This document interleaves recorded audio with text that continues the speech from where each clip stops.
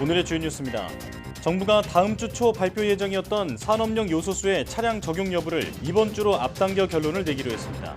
차량용 전환이 가능한 것으로 결정되면 긴급하게 요소수가 필요한 화물차 55만 대에 우선 공급할 계획입니다. 정부가 민간이 보유하는 요소 3,000톤을 확인하고 요소수 추가 공급에 나섰습니다. 3,000톤 가운데 우선 700톤을 국내 생산업체로 보내 요소수를 생산할 예정입니다. 자동차 차체 등에 쓰이는 마그네슘이 원자재 가격이 급등하며 풍기 현상을 나타내고 있습니다. 마그네슘은 100% 중국 수입에 의존하고 있는데 제2의 요소수 대란이 될 수 있다는 우려가 나옵니다. 유럽연합 EU가 미국 MSD가 개발한 먹는 코로나19 치료제 사용을 최대한 신속하게 권고할 것이라고 밝혔습니다. 앞서 영국이 18세 이상 코로나19 환자에 대해 MSD 치료제 사용을 세계 최초로 승인했고 미국 FDA는 이달 30일 자문단 회의를 열 예정입니다. 삼성전자와 SK하이닉스가 글로벌 반도체 부족 사태 해결을 위해 미국 정부가 요청한 반도체 공급망 자료를 제출했습니다. 막판까지 자료 공개 범위를 두고 고심했던 두 기업은 고객 정보 등 민감한 내부 정보를 제외하고 자료를 낸 것으로 전해졌습니다.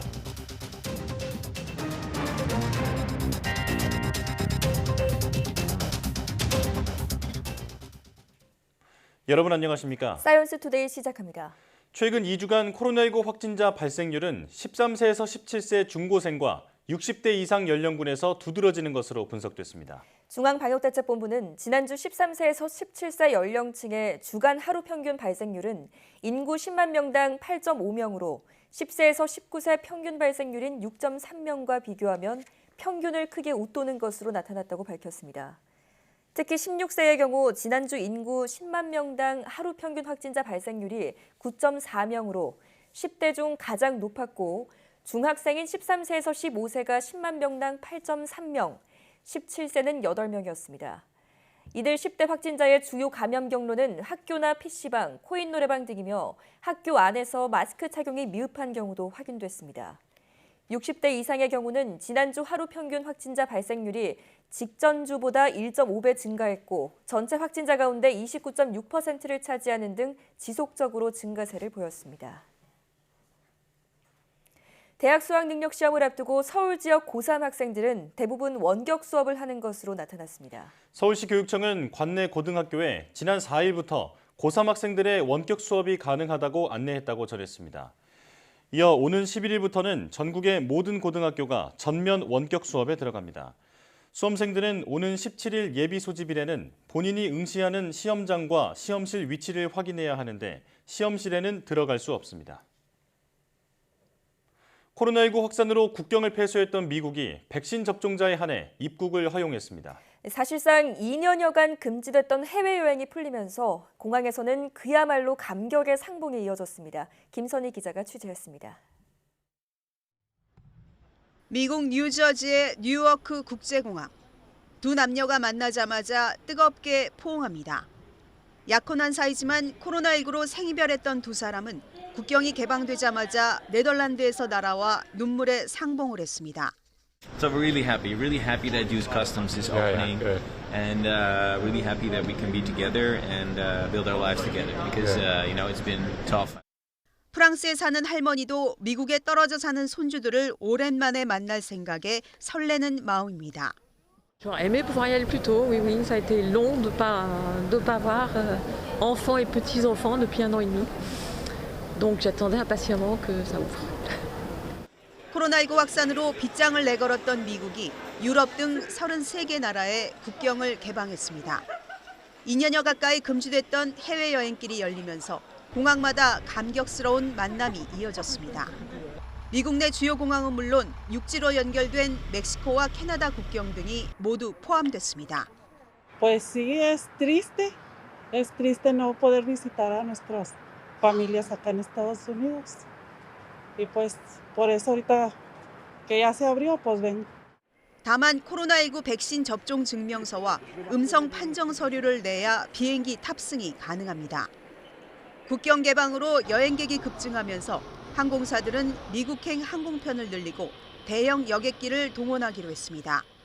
This is my first time going overseas in over 2 years. It's very exciting. It was so great to get on the plane and travel.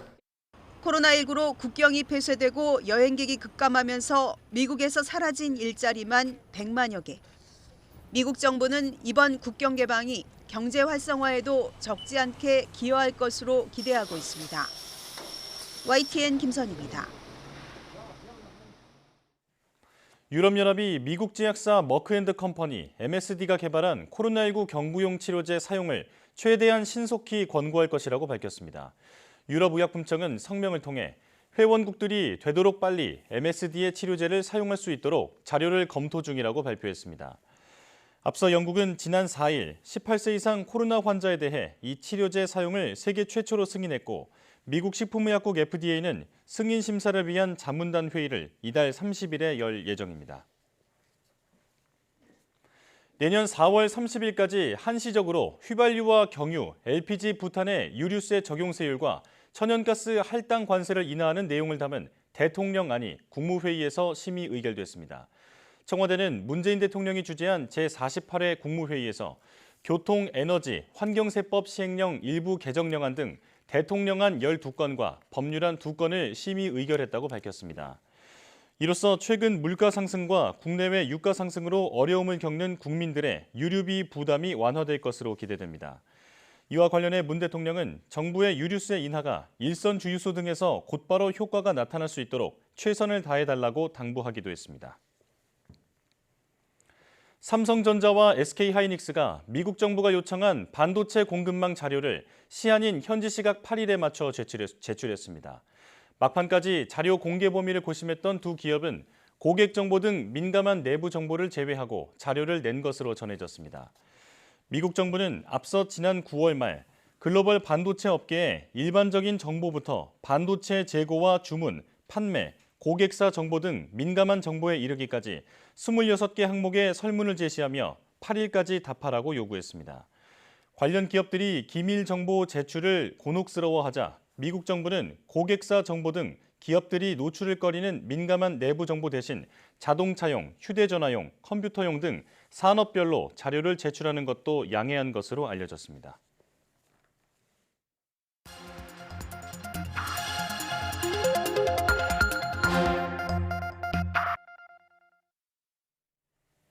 다양한 분야의 이슈를 과학기자의 시각으로 들여다보는 사이언스 취재파의 시간입니다. 네, 오늘은 양혜영 기자와 함께합니다. 어서 오세요. 안녕하세요. 네, 오늘 어떤 소식 준비해 오셨나요? 네, 이 단계적 일상회복 위드 코로나가 시행된 지 일주일 정도 지났죠. 곳곳에서 확진자와 이중증 환자가 늘고 있습니다. 특히 수도권 곳곳은 돌파 감염 확산이 굉장히 심각한 상황인데요. 이 방역 당국은 돌파 감염을 막기 위해서 이 추가 접종 대상자들의 접종 시기를 앞당기기로 했는데 이와 관련해서 자세한 상황 알아보겠습니다. 예. 자, 먼저 최근 확진자 중에 돌파 감염 환자의 비율이 얼마나 높아졌는지부터 알아볼까요? 네, 이 지난 10월 31일 기준으로 돌파 감염 발생률을 살펴보면요. 0.08%입니다. 그러니까 접종자 10만 명당 85.5명이 돌파 감염이었다 이렇게 볼 수 있는데 네. 9월 말하고 비교를 해보면 0.03%였거든요. 그러니까 한 달 만에 굉장히 크게 늘은 거죠. 그럼요. 특히 이 얀센 접종자 중 돌파 감염이 나온 사례가 115명입니다. 아스트라제네카나 화이자, 모더나 등을 접종한 사람보다 돌파 감염자가 훨씬 많은 걸 볼 수 있죠. 예.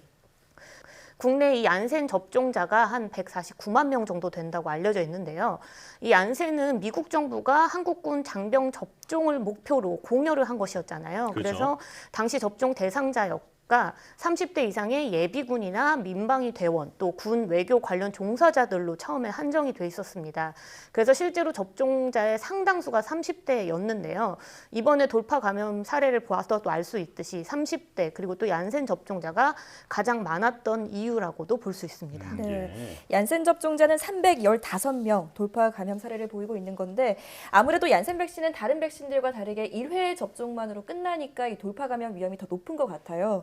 자, 돌파 감염이 늘어나는 만큼 추가 접종 역시 서둘러야겠는데 이 원래 정해져 있는 지금 기준이 접종 완료 기준으로 6개월 뒤죠. 네, 그렇습니다. 이 방역 당국은 이번 달부터 이 50대 또 기저 질환자 또 얀센 접종자 등을 추가 접종 대상자에 이 대상을 추가시켰습니다.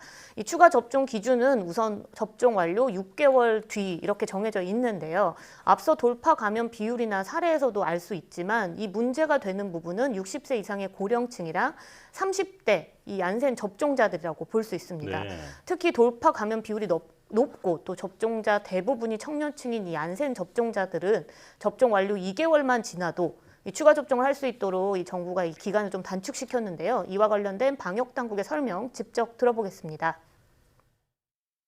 현재 이제 면역자나 얀센 접종자는 그 2개월을 기준으로 하고 있고 나머지 이제 그 60세 이상 고령층 그다음에 이제 우선 접종 대상군 50대 이상 이런 분들에 대한 그 일반적인 그 추가 접종의 접종 간격은 이제 6개월을 기준으로 하고 있습니다. 저희가 이제 6개월을 기준으로 하는 이유는 이제 현재 이제 미국에서 FDA에서 그 승인을 받은 모더나나 화이자 백신의 어떤 그 접종 간격을 6개월을 기준으로 하고 있고 그 밖에도 이제 영국이라든지 독일 그리고 프랑스 이런 그 각국에서 추가 접종에 대한 접종 간격을 현재 이제 6개월을 기준으로 하고 있습니다. 자, 얀센 접종자들에 대한 얘기를 나눠봤는데 요양병원 종사자와 입소자 등 그 일부 감염 취약 시설에 대해서도 접종 간격을 5개월로 이제 단축을 했잖아요. 네. 하지만 접종 시점이 이제 내년 1월부터 시작된다는 점에서 여러 가지 우려가 나오고 있는데 이에 대한 대책은 없습니까? 네, 뭐 정부 역시 같은 고심을 하고 있습니다. 왜냐하면 최근 돌파 감염 사례가 굉장히 늘고 있기 때문인데요.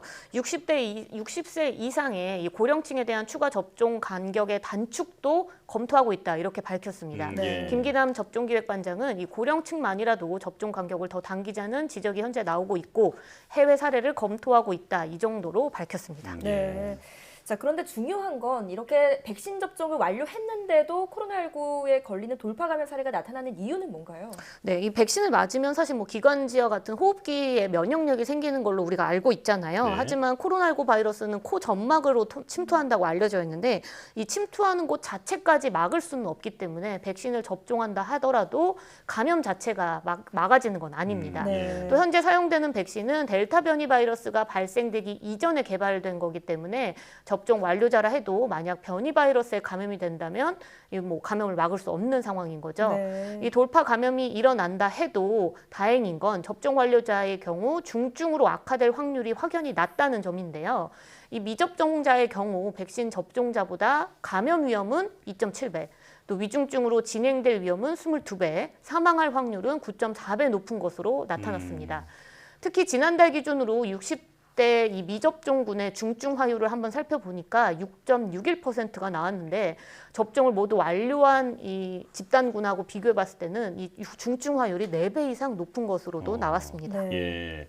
자, 돌파 감염이 일어난다 하더라도 백신을 맞은 사람들은 중증으로는 잘 가지 않는다 이런 얘기인데요. 자, 그렇다면 여기에 추가 접종까지 하게 되면 예방률은 얼마나 올라가나요? 네, 우선은 우리가 일반적으로 2회 백신 접종을 하게 될 때도 1차보다 2차를 맞았을 때 예방 효율이 높아지거든요. 네.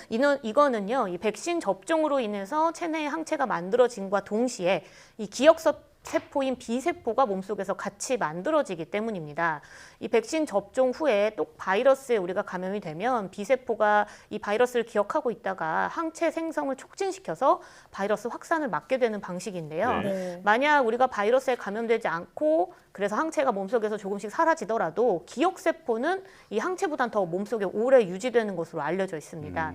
그래서 우리가 추가 접종을 하게 되면 B세포 역시 다시 한번 자극을 받기 때문에 면역 효과가 커지는 것이라는 게 이유인데요. 이 백신 접종 6개월 뒤 추가 접종을 하면 지금까지 알려진 연구 사례로 봤을 때 한 5배에서 최대 10배 정도 항체가 더 많이 생성되는 것으로 알려져 있습니다. 예. 특히 얀센의 경우는 교차 접종을 하게 되면 예방 효과가 크게 늘어나는 것으로 나타났습니다. 미 국립보건원의 연구 결과를 살펴보면 얀센 접종자가 얀센을 추가 접종하면 감염 예방 효과가 4배 정도 올라가지만 얀센을 맞고 화이자를 맞으면 35배, 또 모더나를 맞게 되면 76배 가까이 예방 효과가 크게 올라간다는 건데요. 예. 이 때문에 이 전문가들은 얀센 접종자가 mRNA 백신으로 추가 접종을 해야 된다 이렇게 권고를 하고 있습니다. 또 재밌는 건 이 mRNA 백신 사이에서도 추가 접종을 했을 때 화이자보다는 모더나를 맞은 게 효과가 더 높은 것으로 같이 나타났습니다. 네. 이 같은 미 국립보건원 연구인데요. 화이자 접종자도 모더나로 추가 접종을 하니까 항체 수준이 32배 가까이 늘어나서 만약에 추가 접종을 화이자로 맞은 것보다는 효과가 더 좋은 것으로 나타났습니다. 네. 하지만 우리 방역당국은요, mRNA로 2회 접종한 사람이 만약에 3차 추가 접종을 맞게 되면 무조건 같은 백신으로 접종을 한다, 이렇게 기준을 정해져 있어서 국내에서는 교차 접종, 그러니까 mRNA 백신끼리의 교차 접종은 허용되지 않고 있습니다. 네. 자, 그런데 얀센 접종자나 고령층 같은 경우는 추가 접종을 할 때 두 종류의 백신을 섞어서 맞게 되잖아요. 여기에 대해서는 안전에 문제가 없을까요? 네, 뭐 정부에서는 교차 접종, 그러니까 추가 접종에 대한 교차 접종은 안전하다 이렇게 밝히고 있습니다. 이상 반응 역시 기존 접종과 유사한 수준으로 보고되고 있다. 그래서 더 특별한 이상 반응은 없고 또 이미 접종을 마쳤다 하면 추가 접종에 있어서도 안정성 부분은 크게 걱정하지 않아도 된다. 이렇게 밝히고 있는데요. 네. 이 앞서 이야기했듯이 아스트라제네카나 얀센과 같은 이 바이러스 벡터 백신과 mRNA 백신을 동시에 맞게 되면요, 면역 형성 기전이 서로 다르기 때문에 오히려 몸속에서 체내에서 이 바이러스 예방 효과를 더 크게 기대할 수 있다고 하는데요. 교차 접종의 안전성에 대해서도 전문가의 의견 함께 들어보겠습니다. 일단 섞어 맞아도 된다고 말씀을 드리고 싶고요. 이 교차 접종에 대해서는 우리나라도 많이 시행을 했고 유럽 같은 경우에는 이미 5월 달 정도부터 거의 절반 이상의 유럽 국가들이 교차 접종을 시행을 했거든요. 그래서 전 세계적으로 아주 많은 데이터가 쌓여 있습니다. 그래서 안정성에 대한 아마 큰 문제는 없을 걸로 생각이 되고, 문제는 이제 이게 2차 접종을 맞으면서 분명히 또 일부 이상 반응은 좀 나타날 가능성이 있습니다. 그게 이제 통상적인 이상 반응 정도는 저희가 나타날 가능성이 높다고 생각을 하고요. 네, 전문가들은요, 이번 추가 접종 속도에 따라서 내년 봄 코로나19 유행 상황이 달라질 수 있다, 이렇게 지적하고 있습니다. 이 단계적 일상 회복을 정착시키기 위해서는 적절한 시기에 적절한 추가 접종이 이루어져야 하거든요. 그래서 정부도 이 화이자 백신 3천만 회분을 추가 구매하는 등 백신 추가 물량도 함께 준비 중이라고 밝혔습니다. 예. 자, 오늘 돌파 감염에 대해서 들어봤는데 다행히 돌파 감염은 증상 악화로 이어질 확률은 낮다곤 하지만 이렇게 계속 퍼지다가 미접종자가 걸리면 그분들은 또 치명적일 수 있는 거잖아요. 네. 자, 확산 자체를 막기 위한 노력을 함께 기울여야겠습니다. 사이언스 취재 파일 양회영 기자와 함께했습니다. 고맙습니다.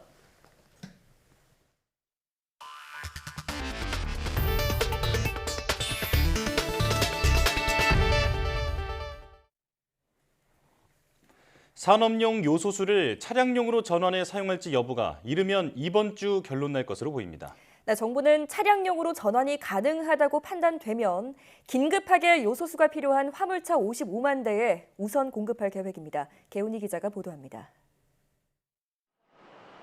지난달 중국이 요소 수출을 제한하면서 국내에서 차량용 요소수 부족 사태가 발생하자 정부는 우선 난방과 발전 등에 활용되는 산업용 요소수를 차량용으로 전환 가능한지 검토에 들어갔습니다. 환경부 소속 국립환경과학원이 분석을 맡았는데 현재 1차 시험을 마치고 실제 차량에 주입해 주행 시험을 진행 중입니다. 시험 결과 차량용 요소수 승인 기준 18개를 통과하면 산업용 요소수도 차량용으로 쓸 수 있습니다. 다음 주 초 결론을 발표할 예정이었지만 긴박한 상황을 감안해 정부는 이번 주에 결과를 내놓을 계획입니다. 정부는 기업들이 보유한 산업용 요소수를 경유차에 사용할 수 있다면 요소수 공급이 시급한 화물차 55만 대에 우선 공급할 예정입니다. 기업들이 전체적으로 보면 허용되는 오염물질 총량의 한 60% 이내에서 안정적으로 관리를 하고 있기 때문에 요소수 투입을 좀 줄이거나 하더라도 허용 총량 범위 내에서 충분히 아직은 관리가 가능할 것으로 보고 있고, 일각에서 우려하는 오염물질 과다 배출 문제는 기업들이 허용되는 총량제 내에서 관리 가능할 것이라고 설명했습니다. 하지만 산업계와 개별 차량의 배출 제한을 푸는 건 아직 검토하고 있지 않다고 선을 그었습니다. 환경정책이라는 게 한번 정했으면 다시 후퇴하는 거잖아요. 그러니까 지금 말씀하신 것처럼 당장 생계와 환경의 논리가 충돌을 하게 될 때 중요한 가치가 그렇죠. 어떤 가치를 선택해야 되는지 이거 사회적 여론인 거죠. 이런 가운데 환경부와 산업통상자원부 등으로 구성된 정부 합동단속반은 당장 매점 매석 행위를 집중 단속합니다. 지난해 월 평균 판매량의 10%를 초과해 보관할 경우 단속 대상이 되는데 적발되면 3년 이하의 징역 또는 1억 원 이하의 벌금에 처해질 수 있다고 정부는 경고했습니다. YTN 개훈입니다. 문재인 대통령은 요소수 공급 차질 문제 해결이 시급한 현안이 됐다고 강조했습니다. 다만 정부가 현재 해외 물량 확보에 역량을 다하고 있고 수입 대체선 발굴 등에도 최선을 다하고 있으니 지나친 불안감은 갖지 말아달라고 당부했습니다. 문재인 대통령의 국무회의인 발언 직접 들어보겠습니다. 요소수 공급 차질 문제가 시급한 현안이 되었습니다. 정부는 외교 역량을 총동원해 해외 물량 확보에 총력을 기울이고 있습니다. 급한 곳은 공공부문 여유분을 우선 활용하고 긴급 수급 조정 조치 등으로 수급 안정화에 만전을 기할 것입니다. 정부가 수입 지체를 조기에 해결하는 노력과 함께 수입 대체선의 발굴에도 최선을 다하고 있으니 국민들께서는 지나친 불안감을 갖지 마시길 당부드립니다. 글로벌 공급망 변화에 따른 원자재 수급 문제를 보다 광범위하게 점검할 필요가 있습니다. 특정 국가의 수입 의존도가 과도하게 높은 품목에 대해서는 사전 조사를 철저히 하고 면밀한 관리 체계를 구축해 주기 바랍니다. 정부가 민간 업체가 보유 중인 차량용 요소 2,000톤 등 모두 3,000톤을 파악하고 요소수 추가 공급에 나섰습니다.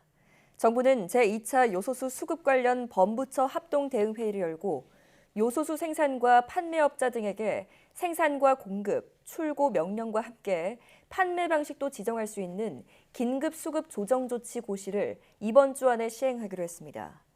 또 매점 매석 합동 점검 과정에서 민간 수입업체가 차량용 요소 2,000톤과 산업용 1,000톤 등 모두 3,000톤을 보유한 걸 확인하고 이 가운데 차량용 700톤을 국내 생산업체로 보내 요소수를 생산할 예정입니다.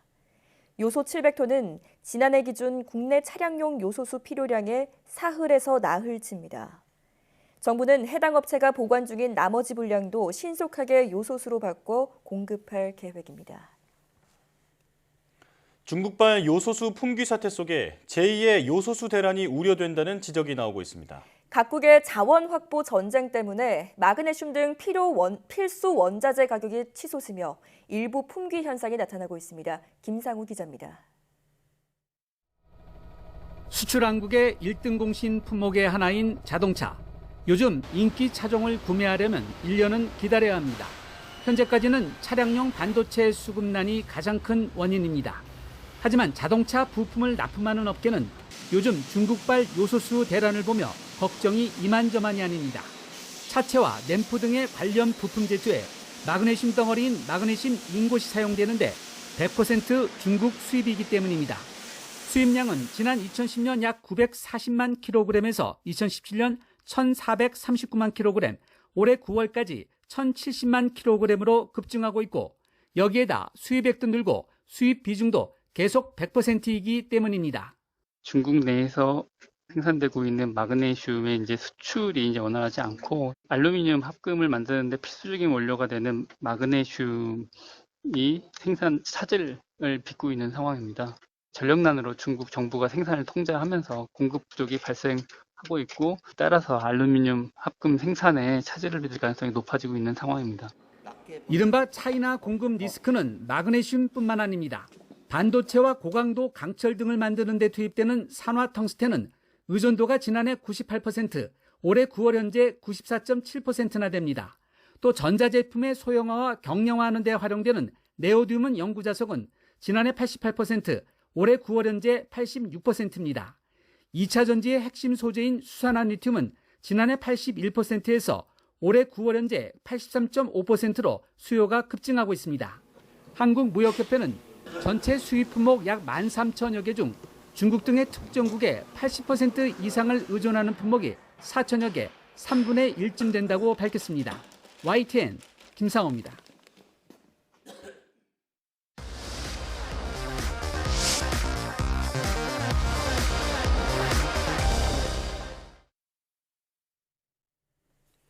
펜싱 하면 왠지 직접 즐기기엔 거리가 좀 느껴지는 스포츠였지만 최근엔 취미로 삼는 일반인들도 점차 늘어나고 있습니다. 특히 도쿄올림픽에서 우리 선수들이 멋진 플레이를 보여준 뒤 인기가 부쩍 많아졌죠. 네, 그런데 검과 펜싱복 등 장비는 물론 공격 동작 자체에도 생각하지 못했던 첨단 과학의 기법이 숨어 있다고 합니다. 펜싱에 담긴 과학의 원리 지금 만나보실까요?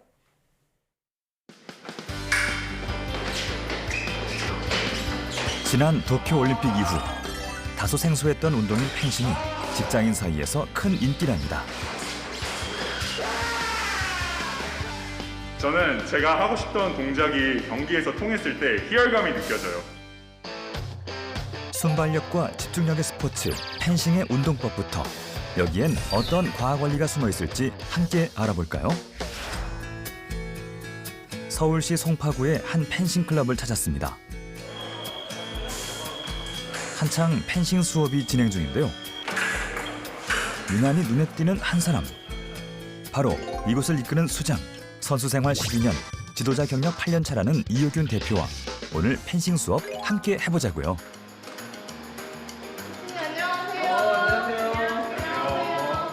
펜싱 배우러 왔습니다. 처음에는 그냥 올림픽을 보고 호기심에 시작을 했는데 하면 할수록 뭔가 성취감이 느껴져서 너무 재밌는 것 같아요. 제가 직장인인데 취미 하나 가지고 싶더라고요. 그래서 좀 알아보다가 펜싱 우연히 알게 됐는데 좀 재밌어 보여서 그렇게 접하게 됐습니다. 오셨으니까 이제 준비 운동하고 몸풀기 시작할게요. 네. 자, 우선 몸풀기 먼저 진행할게요. 발목이나 무릎이나 허벅지 부상 있을 수 있으니까 우선 조깅 먼저 해볼게요. 네, 천천히 너무 빨리 뛰지 마시고 둘, 셋, 넷, 다섯, 여섯, 일곱, 둘. 운동 전 충분한 몸풀기는 선택이 아니라 필수란 거 아시죠? 펜싱은 세부 종목이 3가지가 있습니다. 플러레, 에페, 사브르. 자, 이 3가지가 있는데 찌르는 부위, 그리고 장비의 모양, 그리고 규칙이 조금씩 다른데 대표적으로 찌르는 부위, 플러레 종목은 조끼 부분, 몸통을 찔러야 되고요. 그리고 에페 종목은 머리서부터 발끝까지 전신을 어디든 찌를 수 있습니다. 그리고 사브르 종목은 상체, 머리와 긴팔, 배꼽 아래까지 어디든 찌르면 점수가 올라갑니다. 펜싱은 무기로 사용해오던 검의 술법으로 출발해 먼저 상처를 내 피를 보면 이기는 규정으로 사정거리를 위해 검의 길이가 길어지고 공격보다는 서로 견제하다가 틈을 노리는 식의 경기로 발전했다고 합니다. 장비를 착용하고 실전 연습을 좀 해보겠습니다. 자, 이제 장비를 갖추고 본격적인 수업에 들어갈 텐데 펜싱 입문자가 준비해야 할 장비라면 어떤 것이 필요할까요? 펜싱 클럽에 공용 장비가 구비되어 있기 때문에 즐기는 데는 전혀 무리가 없고요. 이제 나중에 배우다 보면 장갑이나 그리고 칼, 그리고 펜싱 얼굴에 쓰는 마스크 정도는 자신의 신체 사이즈에 맞게 구매해 주시면 훨씬 더 재밌게 훈련할 수 있습니다. 그런데 이 펜싱 장비에 숨은 과학 원리가 있답니다. 먼저 펜싱복. 국제 펜싱 연맹 공인 대회에서는 의무적으로 선수 보호용 재킷을 케블라라는 소재로 만들고 있습니다. 주로 방탄 조끼나 헬멧과 같은 소재로 많이 사용되고 있습니다. 안쪽 소재는 한 800N의 힘, 그리고 바깥쪽 소재도 역시 800N의 힘, 그래서 총 1600N의 힘을 견디는 그런 강한 내구성을 가지고 있습니다. 이렇게 강한 소재를 가지고 있다 보니까 검이 찔렸을 때도 뚫리지 않고 견뎌내는 특성을 가지고 있고요. 그리고 우리가 경기를 보다 보면 간혹 선수들이 검을 찔렀을 때 검이 이렇게 활처럼 휘어지는 모습을 볼 수가 있는데요. 강한 힘에 견디는 그런 능력을 반증하는 것이라고 볼 수가 있겠습니다. 선수 보호용으로 중요한 또 하나의 장비. 마스크에는 어떤 원리가 있을까요? 지름이 약 한 2mm 정도, 그리고 철선의 굵기가 한 1mm 정도에 달할 정도로 아주 미세하고 촘촘하게 되어 있는 이유로 검으로부터 안전하게 방어를 할 수 있게 해주고요. 그뿐만 아니라 부식에도 강한 특성을 가지고 있다고 볼 수 있겠습니다. 펜싱 검은 어떨까요? 펜싱검은 니켈이라는 소재가 함유된 마레이진 강철이 쓰입니다. 500도 이상의 고온에도 견딜 수 있는 특성을 가지고 있기 때문에 제트기나 항공기의 소재로 이용되기도 합니다. 적당한 힘 이상이 가해지면 구부러지는 특성을 가지고 있고 탄소 강철보다 견고하고 내구성이 강한 특징을 가지고 있습니다. 펜싱화의 독특한 모양에도 과학 원리가 있다네요. 펜싱 경기를 보시면 찌르는 동작을 위해서 또는 피하는 동작을 위해서 발을 뻗고 접는 과정들이 매우 잦습니다. 이러한 이유 때문에 접지력이 굉장히 중요하고요. 역시 마찰력이 좋은 그런 소재가 필요하다고 볼 수가 있죠. 뒷발 같은 경우에는 옆면이 주로 접지를 하게 되고요. 앞발 같은 경우 역시 앞코를 중심으로 이제 멈추게 되죠. 근데 가장 먼저 접지되는 발 위치는 뒤꿈치입니다. 뒤꿈치로부터 자연스럽게 접지가 돼서 서줘야만 무릎의 부하를 경감시켜 줄 수 있을 것이고, 공격을 성공을 했던 실패를 했던 뒤로 돌아오는 과정에 있어서의 유리함을 줄 수가 있기 때문에 접지력이라는 것을 확보하는 게 무엇보다 중요할 수가 있죠. 자, 이제 장비를 다 갖추셨으니까 인사법 해보겠습니다. 오른발을 앞으로 내밀어 주시고, 그리고 발을 뒤꿈치 붙여주시고, 허리는 세우고, 손을 아래로 뻗어주시고, 그대로 칼을 올렸다가 내려주시면 인사가 끝납니다. 중세 기사도 정신을 바탕으로 하는 만큼 경기 시작과 끝에 정중한 인사를 하게 됩니다. 앙게아르드 준비 자세 한번 배워보겠습니다. 자신이 쓰는 발을 앞으로 내밀어 주시고, 자, 무릎은 구부려서 자세를 낮추고, 자, 자신이 쓰는 팔 앞쪽으로 위치하고 뒤에 있는 손은 옆으로 빼두셔서 준비 자세를 만들어 주시면 됩니다. 앙가르드 준비 자세와 함께 기본 동작 익혀볼게요. 펜싱은 앞뒤로 움직이는데 앞으로 움직일 때는 마르쉐라고 해요. 마르쉐. 롬빼는 뒤로 가는 스텝입니다. 마르쉐, 롬빼, 마르쉐, 롬빼. 마지막으로 펜싱에서 가장 중요한 팡트 동작. 팡트 동작은 펜싱에서 공격 동작이에요. 공격 동작. 아롱지브라 팡트. 펜싱 기술도 그 원리를 알면 제대로 구현할 수 있을 건데요. 그렇다면 펜싱 기술엔 어떤 과학 원리가 있는 걸까요? 뉴턴의 제1의 법칙인 관성의 법칙이 있을 수가 있는데요. 검을 뻗어서 공격하는 동작을 팡트라고 합니다. 런지와 같은 동작인데요. 이 동작을 할 때 발을 뻗으면서 관성의 법칙에 따라서 양팔이 따라가면서 몸이 전체 앞으로 이동하는 것을 볼 수가 있는 거죠. 그것을 관성의 법칙에 해당되는 예라고 말씀드릴 수가 있습니다. 작용반작용의 법칙은 팡트라는 동작을 할 때 뒤에 위치한 발은 뒤로 밀고 앞에 위치한 발은 반대로 앞으로 뻗어주는 과정에 의해서 팡트라는 공격을 구현하게 되거든요. 이 과정 자체가 작용 반작용의 원리에 해당되는 예라고 볼 수가 있겠습니다. 자, 프레파라숑 해보세요. 선수들이 검으로 상대방 몸을 터치하는 시간 0.03초 이내로 정확한 판정을 하기 위해서는 과학의 힘이 필요합니다.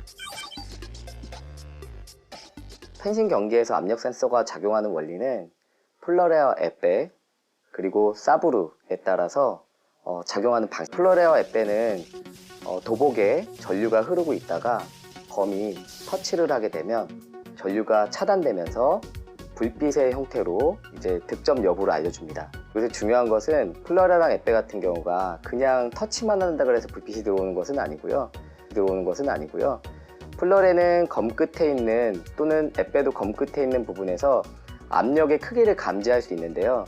플라레는 500g 정도의 힘이 가해져서 상대 도복을 찔렀을 때만이 득점을 인정하는 불빛이 반영이 되고요. 에페 같은 경우는 750g 정도의 힘이 가해져서 상대 도복을 찔렀을 때 득점을 인정하는 불빛이 반영되게 됩니다.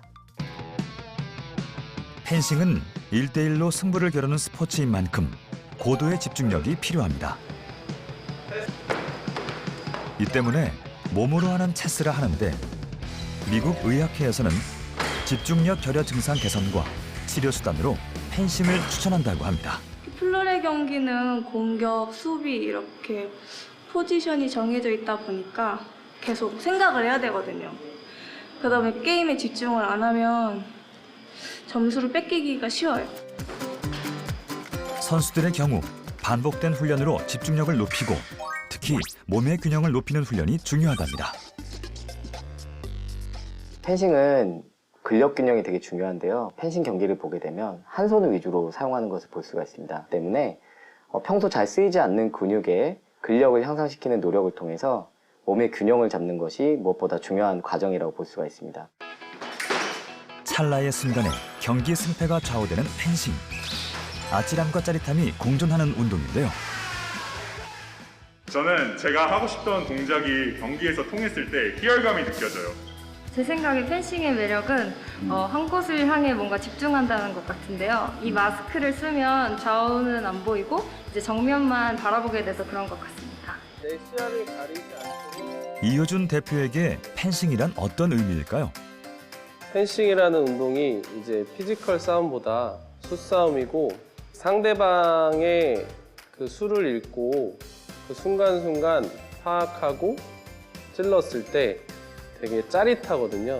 그래서 제가 좋아하는 취미입니다. 운동신경이 없어도 누구나 쉽게 배울 수 있는 펜싱, 이번 기회에 한번 배워보시는 게 어떨까요? 균형과 속도의 스포츠 펜싱. 올가을에는 고도의 심리게임 펜싱으로 몸도 마음도 단련해보는 건 어떨까요?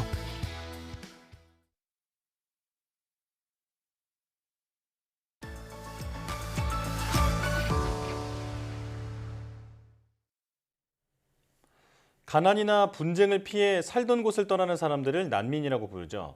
그런데 혹시 기후 난민이라는 말도 들어보셨을지 모르겠습니다.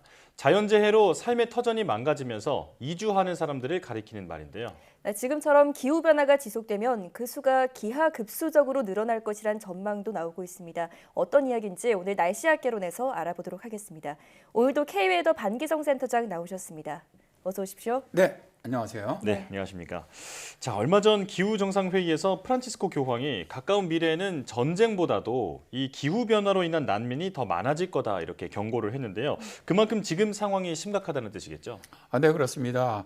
2009년에 이제 국제 이주 기구는 제15차 유엔 기후변화 협약 당사국 총회에서 2050년에 이르면 기후변화에 따른 자연재난으로 최대 10억 명의 난민이 발생할 것이라는 보고서를 내놓은 적이 있는데요. 네. 국제이주기구는 해수면 상승이라든가 물 부족, 가뭄, 폭풍, 해일 등 극단적인 기후변화의 결과로 나라를 떠나야만 하는 기후 난민들이 전 세계 인구의 10%나 될 것이라고 예상을 했습니다. 네. 그리고 나서 이제 2018년 3월이었죠. 세계은행은 기후변화로 인해 2050년까지 1억 4천만 명 이상이 국가 내에서 이주해야 할 수 있다는 보고서를 내놓기도 했는데요. 네. 세계은행은 세계 인구 밀집 지역에서 기후변화가 악화됨에 따라 2050년까지 1억 4천만 명 이상의 사람들이 국경 내에서 이동하는 위기가 발생할 수 있다라고 보았습니다. 네. 자, 그렇다면 기후 난민이 특히 많이 발생할 것으로 예상되는 국가가 있을까요?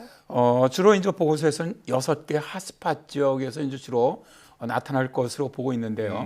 사하라 이남의 아프리카에서만 8,600만 명, 북아프리카에서 1,900만 명, 남아시아에서 4천만 명, 동아시아와 태평양에서 4,900만 명이 이주할 것으로 예상되고 있고요. 예. 이런 이주는 특히 가난한 나라들을 강타할 것으로 전망을 했습니다. 이들 지역 주민들은 물 부족, 흉작, 해수면 상승, 폭풍hel과 같은 기후 문제로 생존의 위협을 받으면서 다른 지역으로 이주해야 한다는 것이죠. 예. 네. 그러니까 사막화와 해수면 상승의 영향을 직접 받는 나라들이 지금 이렇게 피해가 예상이 되고 있는데, 자, 그렇다면 이렇게 난민이 늘어나면 큰 사회적 혼란이 야기될 것으로 예상이 되거든요. 정치 경제도 제대로 돌아가긴 어렵겠죠. 그렇습니다. 우리가 이제 2015년에 그 시리아 난민 한 100만 명 이상이 난민이 있었지 않습니까? 예. 이런 그 시리아 난민 사태로 서유럽이 아주 심각한 사회적인 혼란을 겪기도 했습니다. 또한 2020년 10월에 비영리 독립 싱크탱크인 경제평화연구소가 생태학적 위협 기록부 2020을 출간했는데요. 네. 2050년 157개 국가 가운데 141개 국가가 최소 1개 이상의 생태학적 위협에 노출될 것으로 전망을 했어요. 네. 이 중에 19개 국가는 최소 4개 이상의 생태학적 위협에 노출될 것이며 이들 국가의 인구를 합하면 21억 명이나 된다는 겁니다. 예. 그리고 경제평화연구소는 2050년에 가면 전 세계 10억 명 이상이 자연재해나 위협에 처할 것으로도 분석을 했는데요. 예. 보고서에 따르면 전 세계적으로 자연재해 발생 건수는 1960년에 39건에서 지난해 396건으로 10배 이상 급증한 것으로 나타났고요. 자연재해로 치른 경제적 피해가 1980년대 58조 1,600원에서 지난 10년간은 매년 232조 6,400억 원으로 급증을 했고요. 예. 2019년에만 자연재해로 발생한 기후난민은 2,490만 명으로, 이게 이제 전 세계 무력 분쟁으로 발생했던 난민은 860만 명보다 거의 3배 정도 많았다고 밝혔습니다. 네. 기후난민을 가장 많이 만든 기상현상은 홍수였고요. 두 번째가 태풍이었습니다. 그리고 극단적 기온과 가뭄, 산불도 영향을 주었는데요. 예. 기후재난으로 인해 많은 난민이 발생하고 있다는 사실은 2020년 강제 이주에 관한 글로벌 보고서 2020이 아주 잘 나오고 있습니다. 예. 기후재난으로 2019년에만 140개 국가 및 지역에서 약 2,490만 명의 기후난민이 발생했다고 하는데요. 정말 이건 심각한 숫자죠. 네. 올해 유엔 총회에서 터키 대통령이죠. 에르도안은 기후변화로 인한 난민 위기 온다라는 연설을 했는데요. 예. 그는 앞으로 기후변화로 인한 세계 난민이 억대의 수로 발생할 것이라면서 그런 시기가 오기 전에 시급히 현재 내전으로 인한 난민의 문제를 해결해야 한다라고 경고를 했습니다. 네. 자, 현재 그렇게 수많은 인구가 위험에 처하고 있다라는 말씀이신데, 도대체 자연재해가 얼마나 심각하면, 얼마나 심하면 살던 곳을 떠나게 되는 걸까요? 현재 이제 가장 심한 것이 해수면 상승입니다. 남북극 빙하가 녹으면서 발생한 해수면 상승이 정말 심각한데요. 네. 기후변화에 관한 정부 간 협의체는 올해 발표한 요약본에서 세기 말에는 104cm의 해수면 상승이 이루어질 것으로 예상을 했습니다. 자, 이럴 경우 뉴욕, 마이애미, 상하이, 뭄바이, 베네치아, 자카르타 등이 물에 잠길 수가 있고요. 예. 전 세계 인구의 41%가 해안가에 살고 있고 인구 1,000만 이상의 대도시의 3분의 2가 바다와 인접한 저지대에 위치해 있는데 해수면이 상승하게 된다면 결국 저지대 도시들은 재난에 시달리다가 결국은 바닷물에 침수되고 말 것이라는 거죠. 네. 현재 당장 눈에 보이는 곳이 남태평양의 섬나라들인데요. 예. 이제 우리가 지상 최대 휴양지라고 부르는 곳이 몰디브죠. 해가 가장 먼저 뜨는 나라로 잘 알려진 키리바시.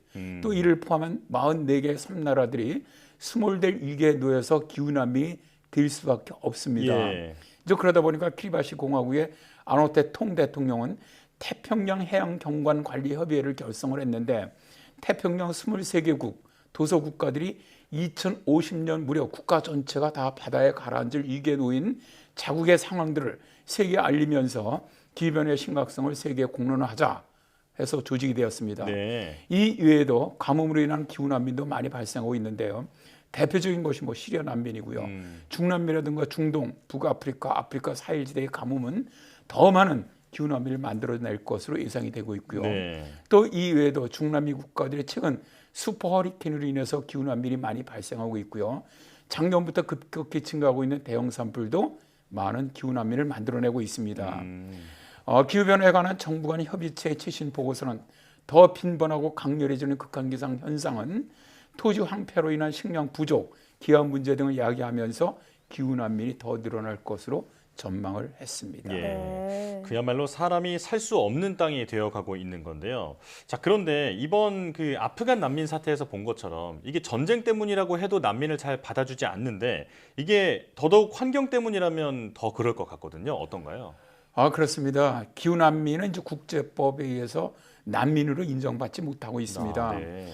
현재 난민은 1951년에 체결된 난민 지위에 관한 유엔 협약에 따라서 인종이나 종교, 국적 또는 특정 사회 집단에서 소속 또는 정치적 견해를 이유로 박해를 받게 될 것이라는 충분한 이유가 있는 경우로 제한하고 있어요. 네. 근데 기후 난민들은 이런 난민으로 인정받지 못하기 때문에 보호를 받을 수가 없죠. 인도적 체류 허가는 취업 활동만 허용될 뿐 난민 인정자가 받는 사회 보장, 또 기초생활 보장, 교육의 보장, 사회 적응 교육, 학력 인정, 자격 인정 등이 불가능하고요. 건강보험 지역 가입도 할 수가 없게 돼 있습니다. 그런데 얼마 전 처음으로 유엔에서 기후 난민을 법적으로 인정한 판결이 나왔습니다. 남태평양에 위치한 키리바시 사람이 전 세계에서 처음으로 유엔에서 기후 난민 자격을 인정을 받았는데요. 그러나 아직도 정말 많은 사람들이 기후 난민으로 인정받기는 현실적으로 매우 어려워 보입니다. 네. 자, 그렇다면 현재로서의 최선의 방법은 애초에 기후 변화가 심각해지지 않도록 하는 것이 중요하겠군요. 네, 그렇습니다. 그래서 이제 기후 위기에 직면한 이제 많은 나라들은 다양한 대응 방법에 나서고 있죠. 일단 뭐 스물 위기에 처한 나라 가운데 몰디브 같은 경우는 1192개 크고 작은 섬으로 이루어지면서 우리가 이제 해양 관광 천국이라고 부르는 나라인데, 이 나라는 부유식 인공섬을 만들어서 해수면 상승을 극복하는 아이디어로 부유식 떠오르는 것이죠. 해상 구조물을 건설하고 있습니다. 또 이탈리아의 비니스 같은 경우도 물에 지금 잠기고 있는데 70억 유로를 투입을 하면서 모색 프로젝트를 만들어서 바닷물 상승 문제를 막으려고 하고 있죠. 그런데 이제 문제가 기후재앙에 취약한 나라들은 가난한 나라들입니다. 그러니까 이런 재난 대비 인프라에 투입할 자본이 없다는 것이죠. 그래서 가장 최선의 방법은 전 지구가 합심해서 지구온난화를 저지하기에 정말 최선의 노력을 하는 방법이 제일 좋은데요. 기후변화 저지를 위해서 전 세계가 좀 더 노력을 하고 가난한 나라들이 기후변화에 적응할 수 있도록 좀 비용을 지원하는 것이죠. 그러나 이 약속이 제대로 지켜지지 않는 것인지 지난 주간에 이제 영국 글래스고에서 개최되었던 기후변화 당사국 총회 COP26죠. 여기서도 합의된 노력이 정말 매우 부족하다 이런 평가가 나왔는데요. 결국 코로나19 백신처럼 각국의 이기적인 행태가 드러나고 있는 정황입니다. 자, 오늘 기후 난민에 대해서 알아봤는데요. 기후 위기는 이미 현실이 됐는데 아직 인식이나 제도가 따라가지 못하고 있다 이런 생각이 듭니다. 대비책이 얼른 마련돼야겠네요. 자, 날씨 학개론 지금까지 반기성 센터장과 함께했습니다. 고맙습니다. 네, 감사합니다.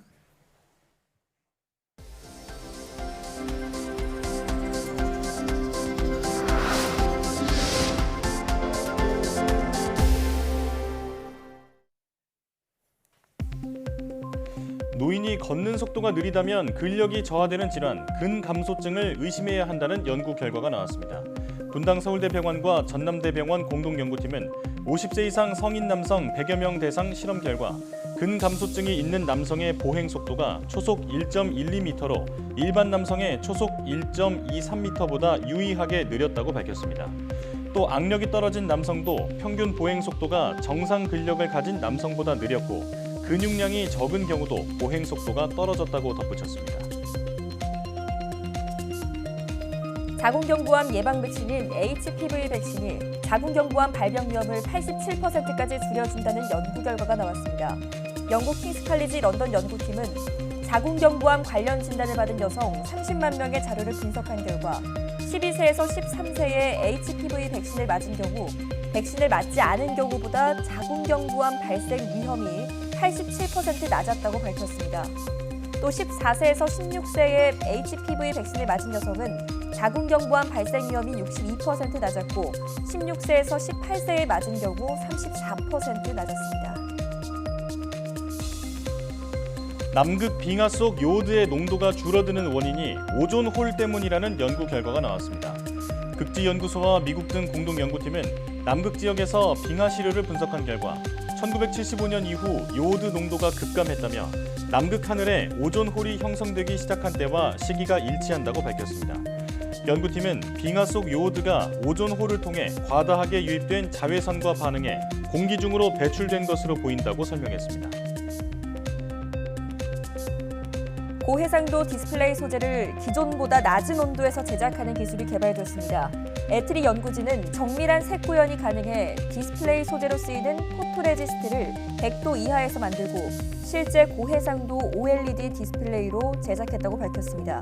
연구팀은 기존 포토레지스트는 250도 이상의 고온에서 복잡한 공정을 통해 만들어지기 때문에 대부분 수입에 의존해야 했다고 말했습니다. 이장님이 되게 녹슨 집 있다고 그랬잖아. 이 집인 것 같은데요. 철담인데 거기가 너무 녹슬고 그래서 또 방 안에 도배, 전기 쪽이 좀 문제가 돼서. 그럼 지금 일단 해야 되는 게 전기 도배하고 오늘 공사가 좀 크다. 근데 잊지 마라. 오늘은 적십자의 날이다. 대전지대에서 희망품처럼 네트워크로 도배공사, 전기공사, 또 ICS 덕화 어르신들에게 좀 도움이 되는 의료인이 되도록 하겠습니다. 시원해. 칭찬받았다.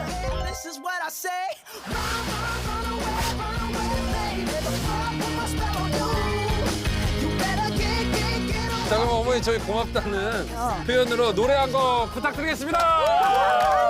하나, 둘, 셋, 넷. 아리랑 아리랑 아라리요. 아, 감사합니다. 이번에도 적십자 자원봉사자 여러분께서 큰 도움을 주셨는데요. 도배부터 전기공사, 또 의료봉사까지 보기만 해도 든든합니다. 네, 주거시설에 도움이 절실한 분들은 언제든지 YTN 사이언스 홈페이지에 사연 남겨주시기 바랍니다. 어려운 시기 YTN 사이언스는 국민과 함께하겠습니다. 시청해주신 여러분 고맙습니다.